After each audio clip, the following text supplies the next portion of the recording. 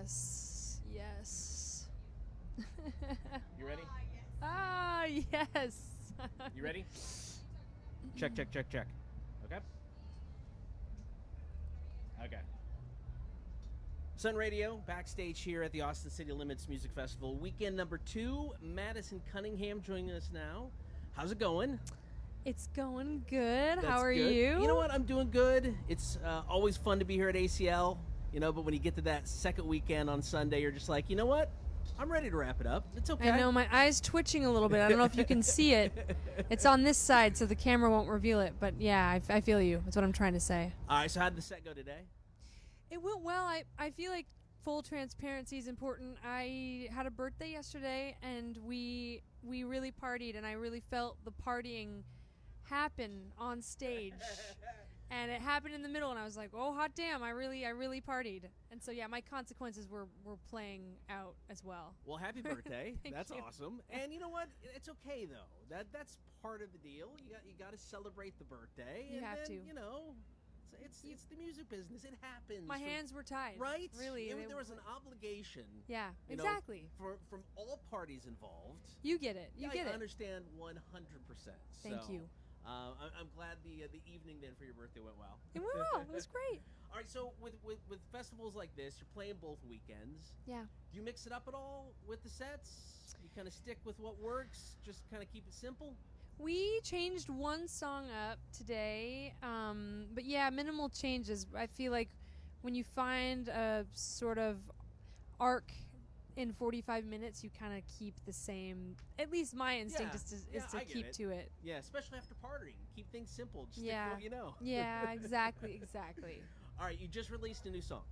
Yeah, I did. Subtitles. Yeah. So, read somewhere some interesting inspirations for the song. I think Truman Show was involved and dinosaurs. How does all of this work together? That's a great question. Well, so the Truman Show was just kind of like a concept. It's sort of like a apocalyptic sort of song. Sure. It's kind of like the scene is that the world is ending and everybody on Earth knows that, but they still continue to argue over really, menial things, which I think is actually like a depiction of real life. Yeah. That's exactly what we do. And the Truman Show was like images that I had seen that kind of I started to put in the song, kind of where he'll like look into a camera and not know that he's actually being filmed, kind of a thing.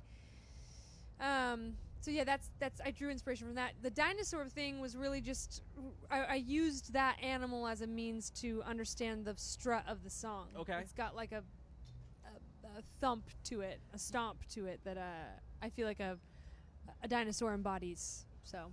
And you say that, but after listening to the song, you go, yeah, that makes sense. You get it. Right. I'm glad you heard that too. I feel validated. Yeah. I feel validated. I'm glad I'm here for you.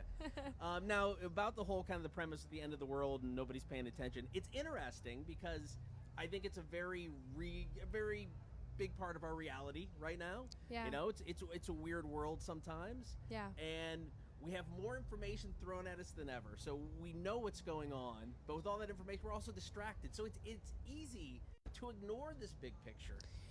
Well, there's a piece of me that wonders, like, has the world always been falling apart, but now we just have and also, like, I think that the scale of things has always been that life is very significant and very insignificant at the same time. Yes. It's like I think about like a sort of telescope view of the world, and I'm like looking down at Earth, and suddenly it makes me think like I don't know what on earth my problems are. Like they're so small compared to how big the universe is, but then also they deeply matter, and like we can bring destruction to our own lives without all of the outside forces that are already trying to do that. It's just like a very strange, very meta sort of rabbit hole that you can look into and fall down, and that's kind of what the song attempts to do. Well, I saw some video with Neil deGrasse Tyson, and he was talking about how the world is technically safer now than it's ever been. There's less people dying than there's ever been. Right. But it's because of the cameras and all of these things everywhere, it seems a lot worse than it is, and I'm like, I don't know. Is that true? Is it? I mean, I don't know.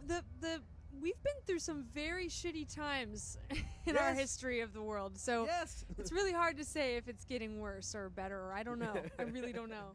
I'm just here hoping to get through each day at this point in time. It's all I want. I think that's Get correct. Me through. That's correct. All right, so your most recent album came out almost basically a year ago. A full year ago, Yeah. it did. Yeah. So is the new song part of a bigger project? Is it something standalone? Yeah, that's actually kind of in question. At the moment, it's standalone. I'm still working on my third album and writing that. But yeah, there was something in my gut that said this song was for now and was, maybe detached from a larger body of work. So it might just be existing as like an island and like a momentary thought piece, sort of. But I don't know. Who knows? See? Who knows? We'll all sit here at the edge of our seat just waiting. Yeah, good. So, but the last album won you a Grammy. Yeah. How was that? That just seems really cool. It was really cool. That is a very good way of putting it. I think it was, the way I describe it is it's like, for all my family members that don't really understand the nuances of the industry, it's like the World Cup to them. Yeah. They're like, oh, so you can do this.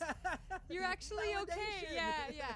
So that piece is fun for holidays, because, family was just like, that's a good talking piece. I can imagine, yeah. And it's something that, I will also say as a kid, like that was the metric or the bar for what success was in music, Right. And so I think in that way, my childhood self and my present self in receiving it was very mind blown, It's like hard to sort of conceive what is happening. But, I also really try to not get in my head about it, to make more music and to not make music for that.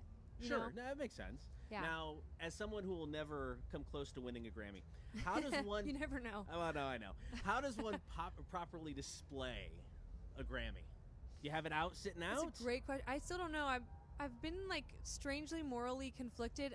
Okay. I don't know why. It's like it feels... I also live in a very tiny apartment, but currently it's sitting on my piano. Okay. And It's a it good just place feels, for it. Yeah, it is. In theory, it feels a little braggy. Maybe that's... It's a humble brag. Sure. It's not like it's, got a spotlight lit on it. It's just on the piano. There you go. It's there you just go. there. I think I just gotta not worry about it too much. It happened. I can't change that. It's a really cool paperweight. Make it practical, and then it'll be fine. No worries. Exactly. So you're currently on the road with Hozier. Yeah. You've got a John Mayer tour coming up. Yeah. How do you enjoy life on the road? I really do. Okay. In many ways, I feel kind of cut out for it. I mean, it has its limits. There's a time to go home and face yourself in the world, but like it really is. It's a happy place. I like traveling to cities and getting lost in them, and I don't know. And I love playing music for people. I just do. That piece of it is something that really feeds me and gives back in a very immediate way. Right. So yeah, I adore it. I could see myself doing it forever, kind of. Is there any place that's on the list of I want to play here? Yeah, I mean, Red Rocks was a huge Okay. one, which we get to do like literally in a couple days, which is insane. Awesome. Hollywood Bowl too, and that's where we end on the Hozier tour. So, yeah, I'm feeling pretty lucky this year. Yeah, that's good. Now, when you go out and check out these different cities, is there anything you like to do while you're there? Is it all work? I'm going to focus on performing. No, I really like coffee. It's really basic, but I like scouting out good coffee shops. I bought a bike this tour. Okay. I've been biking in every city, and so I've been making it to bodies of water almost every day. Okay. On my bike. So that's now become like a mode of survival. Is doing that.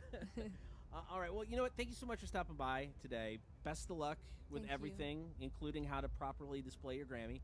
But with the tour with Hozier, with the tour with John Mayer, and whatever you're working on next musically. Thank Look you so forward to it. much for having me. No problem. Thank you. All right. See ya.